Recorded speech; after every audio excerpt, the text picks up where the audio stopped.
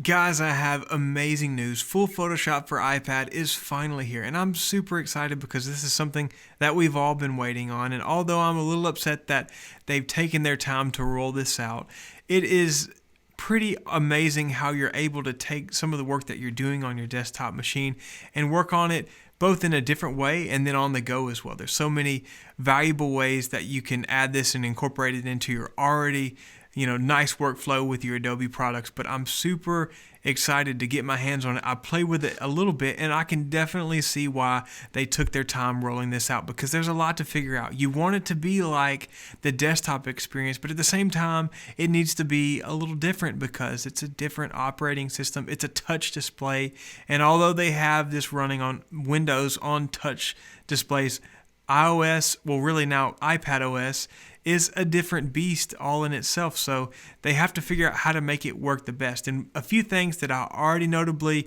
dislike about it and is very different from the desktop is there should be some bindings, some different customizable shortcuts that you can do to get things to potentially save out a certain way, outlining things, doing certain things that are normally very easily with shortcuts, and you still have the ability to hook a keyboard up to this thing.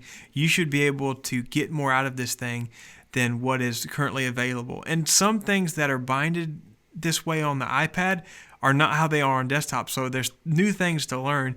And one thing that really is different overall is managing your layers. And right now, to select multiple layers, you have to select the touch modifier key. And this is what drives me the craziest is there's no way to delete a layer unless you select the layer and then tap dots in a separate bar and then hit delete after you kind of look through all the options. There's a lot of back and forth that I can already see is going to make your workflow slower in some ways.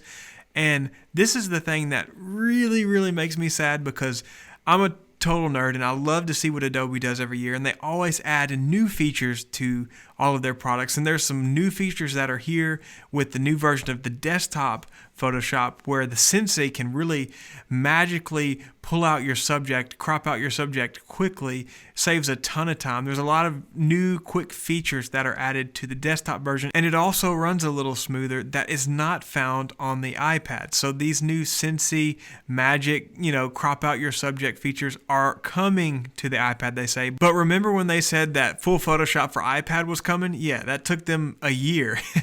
So don't count on this coming in an update soon.